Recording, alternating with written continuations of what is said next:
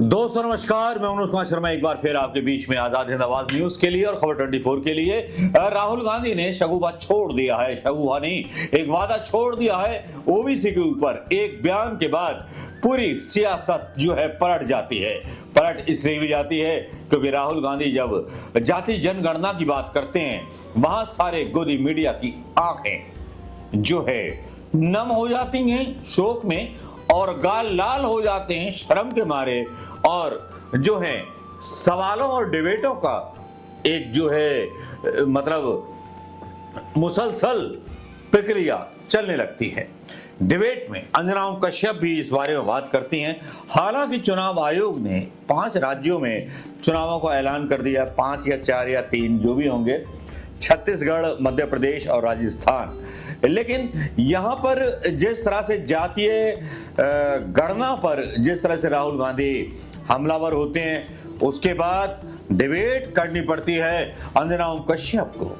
पहले राहुल गांधी का वो बयान सुनना बहुत महत्वपूर्ण होगा जिसमें राहुल गांधी जातीय जनगणना ओबीसी पर लेकर के सीधे सीधे बीजेपी सरकार पर और साहेब और सुल्तान पर सीधे सीधे बार कर देते हैं। बताना है कि ओबीसी के लिए हमारे 4 चीफ मिनिस्टर्स हैं, 4 में से 3 ओबीसी वर्ग के हैं। बीजेपी के 10 चीफ मिनिस्टर हैं, 1 ओबीसी वर्ग के हैं और वो भी कुछ ही दिन में चीफ मिनिस्टर नहीं रहेंगे। तो बात बहुत होती है ओबीसी की, मगर नरेंद्र मोदी जी को यह बताना है कि ओबीसी के लिए आपने किया क्या। मैंने पार्लियामेंट में उदाहरण दिया कि 90 अफसरों में से 3 अफसर ओबीसी वर्ग के। नरेंद्र मोदी जी ने उसके बारे में कुछ नहीं बोला। उन्होंने यह भी नहीं बोला कि हां ये गलत है, उन्होंने बोला, एक शब्द नहीं बोला। मतलब उनके लिए यह एक्सेप्टेबल है कि हिंदुस्तान में जिनकी शायद 50% आबादी है अप्रोक्सीमेटली, उनका सरकार को चलाने में कोई भी हक ना हो। तो ये तो सच्चाई है, रियलिटी है। प्राइम मिनिस्टर सीधा कह दें कि हम कास्ट सेंसस का डेटा रिलीज कर देंगे। प्राइम मिनिस्टर सीधा कह दें कि अगला सेंसस कास्ट बेसिस पे होगा। वो कह ही नहीं सकते क्योंकि प्राइम मिनिस्टर सचमुच में ओबीसी वर्ग के लिए काम नहीं करते हैं। प्राइम मिनिस्टर का काम ओबीसी वर्ग को डिस्ट्रैक्ट करने का, ओबीसी वर्ग के ध्यान को इधर उधर करने का है। तो सच्चाई है कि ओबीसी वर्ग, दलित वर्ग, आदिवासी वर्ग को कितनी भागीदारी मिल रही है, उससे डिस्ट्रैक्ट करने का पूरा सिस्टम बना रखा है आरएसएस ने और नरेंद्र मोदी जी। और नरेंद्र मोदी जी उनके मेन इंस्ट्रूमेंट है, मतलब सेंट्रल औजार है, उनका यही काम है। ये आपने सुन लिया होगा दोस्तों। और उसके बाद का हिस्सा हम छोड़ देते हैं उन डिबेट्स के लिए जिन डिबेट्स में ओबीसी के ऊपर बहुत सारी बात चलती है, दलितों के बारे में बात चलती है, सबके बारे में बात चलती है। तो चलिए ये डिबेट भी सुन ली जाए। ये कहते हैं कि आप चाहते हैं कि ऐसा बड़ा बनेगा जातिगत जनगणना। देखिए, जब आप ये कि भारतीय जनता पार्टी के हिंदुत्व की काट जो है वो हिंदू समाज के जातियों में विभाजन के आधार पर ही हो रहा है। जो कैम्ब्रिज एनालिटिका का प्रयोग राहुल गांधी और उनके सलाहकार और उनके पत्रकार और बुद्धिजीवी वर्ग उनको 2019 के चुनाव से पहले दिए थे, उसका वो प्रयोग करने की इच्छा रखते हैं। दूसरा, मुझे ऐसा लगता है कि जातीय जनगणना क्षेत्रीय पार्टियों के गले की हड्डी बनने जा रही है आने वाले दिनों में। आप मुझे बताइए, बिहार की जाति जनगणना हुई है, 137 जातियां ऐसी हैं जिनका 0.1% जनसंख्या है। 25 जातियां ऐसी हैं जिनकी जनसंख्या 1000 पे है।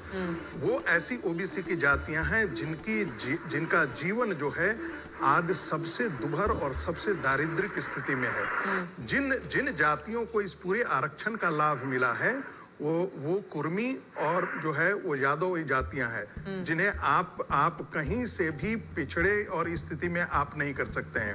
वो सिर्फ एक राजनीतिक चाल के तौर पर उनको उस कैटेगरी में डाल करके रखा गया है। मैं बहुत साफ विश्लेषण ये कर रहा हूं कि कल जाकर के इन जातियों को आप इस दृष्टि से मत देखिए, आरक्षण की दृष्टि से मत देखिए, इस दृष्टि से देखिए कि एक डेमोक्रेसी के अंदर इक्वल अपॉर्चुनिटी की बात होती है।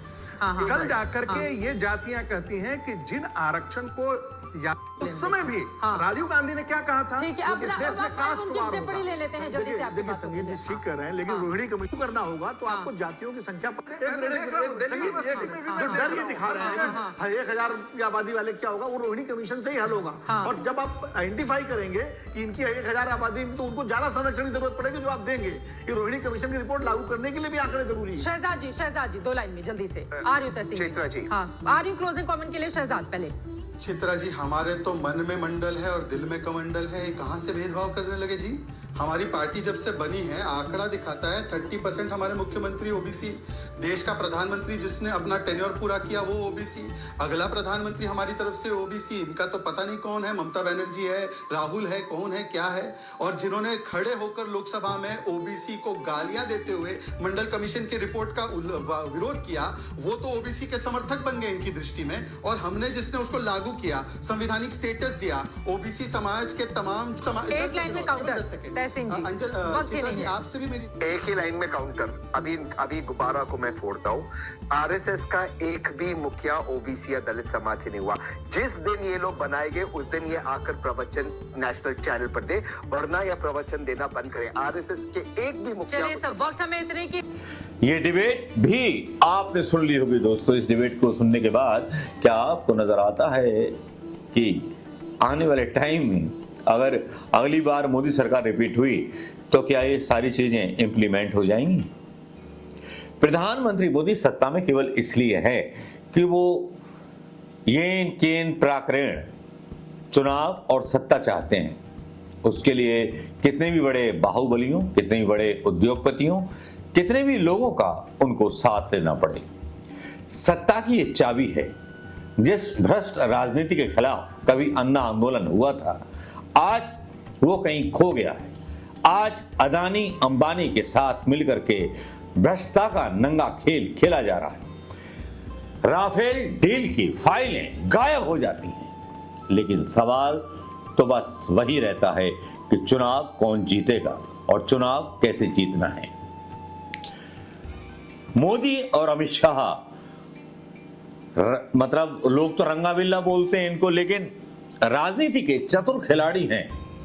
वो जानते हैं कि हिंदुस्तान में वो लोग हैं जो ट्रेन से साबुन भी चुरा के ले जाएं, फ्रश भी चुरा के ले जाएं, शीशा भी चुरा के ले जाएं। उनको पता है कि जमीनी लोग क्या चाहते हैं। बस उन्हीं को भरमाने का ख्वाब लोगों को दिखाया और चुनाव जीता। और यहां जब ओबीसी की बात पर राहुल गांधी जो हैं एक सवाल छोड़ते हैं तो गोदी मीडिया उनको बचाने के लिए सामने आ जाता है, चीजों को इधर उधर घुमाने लगता है। ये डिबेट अगर आपने सुन ली हो तब इससे अंदाजा लगाइए कि राहुल गांधी की एक बयान पर किस तरह से हिल जाती है मोदी सरकार। अभी तो ओबीसी पर एक बयान दिया है जिसको पत्रकार भी मान रहे हैं कि चुनाव में ये बहुत मास्टर कार्ड है। गोदी मीडिया ही बोल रहा है, हम नहीं बोल रहे, गोदी मीडिया ही बोल रहा है कि मास्टर कार्ड लेके चले आए राहुल गांधी। तो दोस्तों, ये मास्टर कार्ड इन चुनावों में कितना प्रभावी होगा, कितना नहीं, आने वाले समय में यही देखेंगे हम लोग।